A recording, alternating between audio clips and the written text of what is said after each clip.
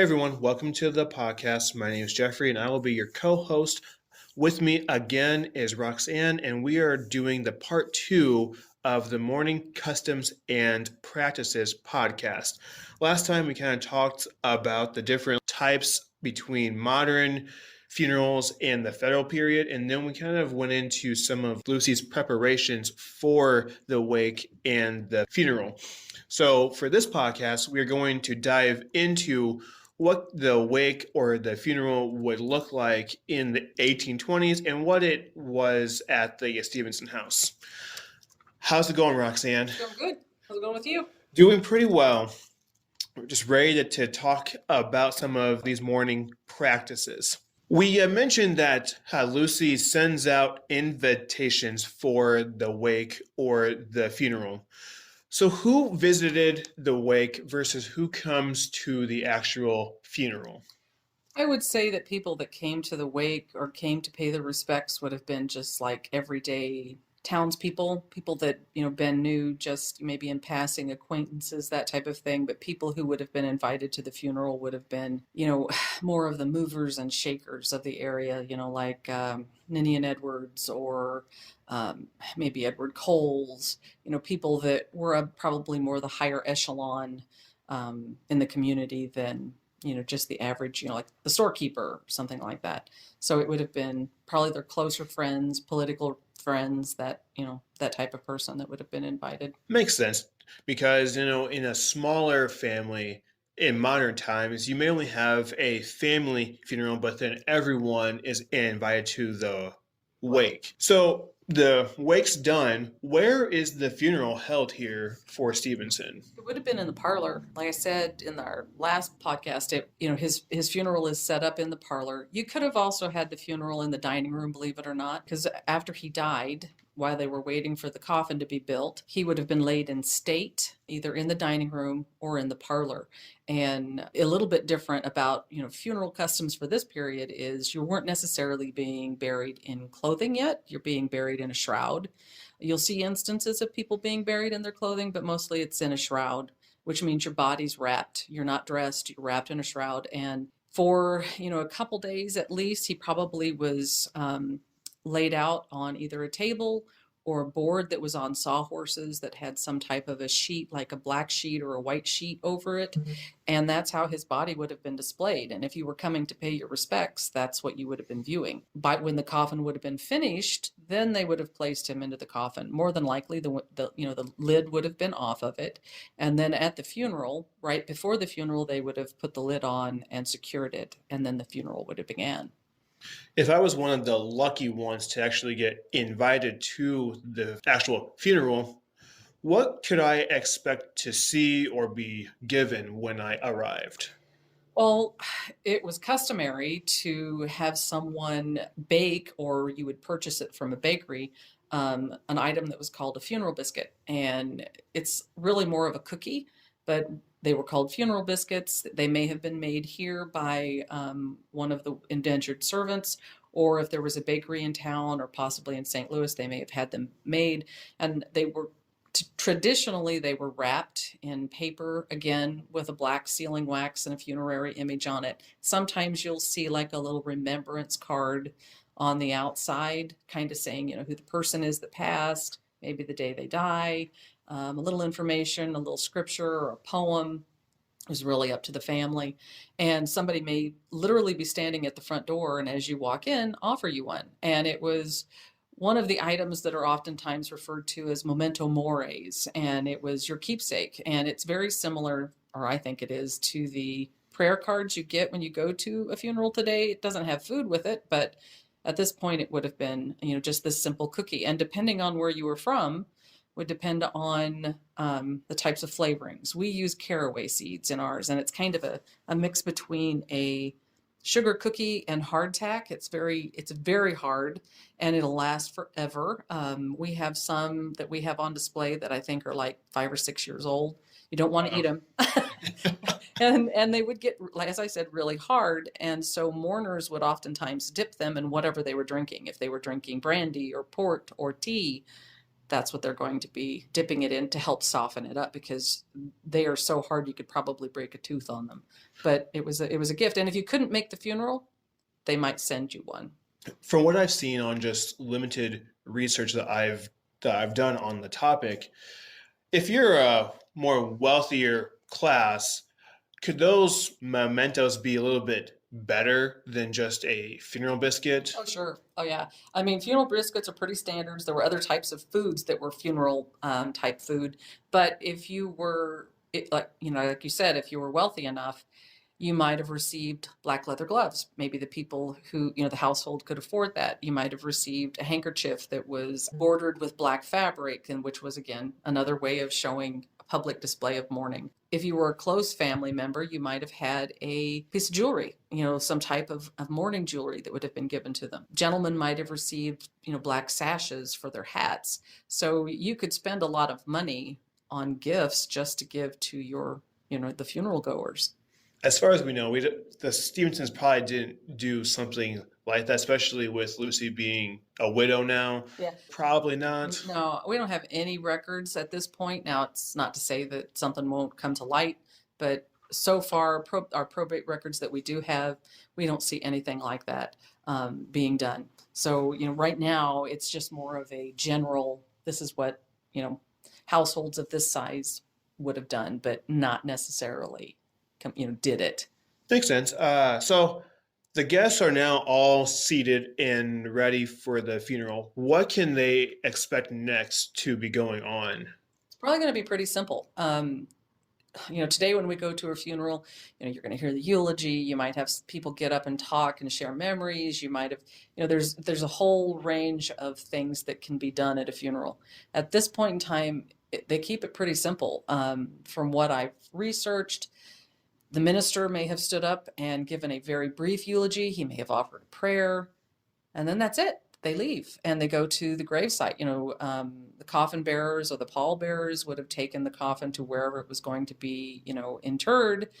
And then they may come back to the house afterwards and have drinks and their funeral biscuits, or even have a meal, which is similar to something that we do today, where you go back to the church and, oftentimes the church ladies will feed you, or you go back to the person's home and, you all sit and just, talk about the person and share memories. But that would have been most likely what would have happened here, is they would have just come back and eaten and had a meal and shared memories. In modern times, when the funeral is done at the home, we have the pallbearers take the coffin or whatever casket to the cemetery. What I find kind of fascinating with it now is we've kind of morphed the job of the pallbearer. Can you kind of shed some light on how we have modernized the pallbearer a little bit? Yeah, yeah, or morphed that. Yeah, the pall was actually usually for an adult, a black blanket that was laid over the coffin. But you can also see references to the pall being put up on poles, almost like a canopy. And so if you had your pall up on poles as a canopy, you would have had pallbearers who were carrying that above the coffin while you had your coffin bearers carrying the coffin. And at this time, if you had the pall on the coffin, then your coffin bearers were also your pallbearers. It was, or you might have someone holding, someone's holding the pall while the coffin bearers are, moving the coffin. So we've morphed those two jobs into one, and we don't refer to, coffin bearers now. We call them pallbearers, and it's all one and the same. And you don't usually see necessarily the coffin draped in anything. Some military, you might see the flag across there. Sometimes you'll see it, and you'll sometimes see flowers on top of the casket, but it's not, you don't really see the official pall as we know it, as we knew it then. Now we kind of just get a tent at the cemetery, and that kind of transitions that from the coffin bearers to having that tent there. Right. As far as where Stephenson was buried, we have some theories going on because we really don't know, right? No, we really don't know. The records are incomplete, for various reasons. It doesn't help that, they're 200 years old. There's 3 different theories. One is that the amount of money that she spent on his grave he was buried right here on the farm. And that's pretty common. You see that a lot where people are buried right on their homestead. Another one is a cemetery called Ebenezer, which would have been right off the back of their property. And for anybody listening that knows Edwardsville, where Lincoln School and Woodland School is, and where you turn to go up to the Essex-Y off of 157, there is a street, a dirt road up there, and I'm going to probably butcher it, but it's called, I believe, Mangenstrasse. And there was a cemetery right back there, and it was a well-established Presbyterian cemetery. And the Stephensons were Presbyterians. And as I said, it was right off the back of their property. I could see him being buried there. And one of our former historians, Karen Matika, thought that was where he was buried as well. But again, no record of it. The other possibility is that he's at Lusk Cemetery, which is no longer a cemetery. It's a passive park now. And that would have been a brand new cemetery. It was just, starting. So that's a possibility. We just don't know. With the records being as incomplete as they are, it's a guessing game. I suspect he's buried here or was buried here or Ebenezer. And I have no historical facts to base that on whatsoever. But that's just my opinion. And as I said, Karen always thought it was Ebenezer, but then you'll have other people who think it was Lusk. So, at this point, we just don't know. There is a memorial to him at Lusk, but, we just don't know. All right, so Stephenson's in the ground now. He's gone. Lucy still has to move on. What happened after Stephenson was finally buried? She had to do a lot of extra mourning and deal with the crisis going on, essentially. Yes, she was left with a lot. As I think we mentioned it earlier, that, he died without a will. And she was left to deal with all the probate issues that came up. And it took years for these issues to be dealt with. So, she would have had to have been dealing with the lawyers who were coming into inventory. How was she going to be able to stay in the house? How could she afford it? Because financially, her life was ruined. $48,000 in the 1820s is probably, if you convert it, I don't know what the exact conversion rate is, but it would be over $1 million today. There's no way that she ever paid that money. She couldn't. And, so she would have had to have figured out a means to survive. And I'm sure she was selling off bits and pieces of land that they had. Her children and family members and friends were probably helping her out. We just don't know, how she managed to keep her head above water. And she lived in the house for 12 more years. So what did she do to survive? We really don't know at this point. She was entitled to what we know as Dour Rights, right? Correct. Luckily, she had Dour Rights.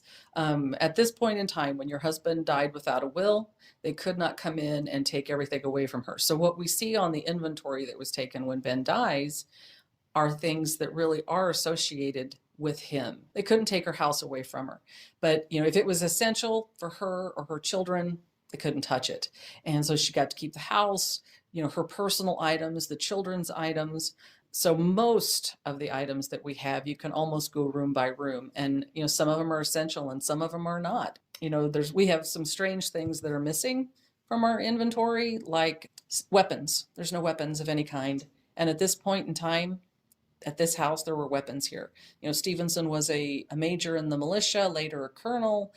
Where's the sword and the pistol that he would have had? It's not there. Was it buried with him? Was it, hidden so that they could give him to the son? We don't know. So there's just, weird things like that are missing off the inventory. But yeah, luckily for her, she had those Dour Rights, and it would have kept her from being completely destitute. But yeah, Stephenson still had servants here when he passed on.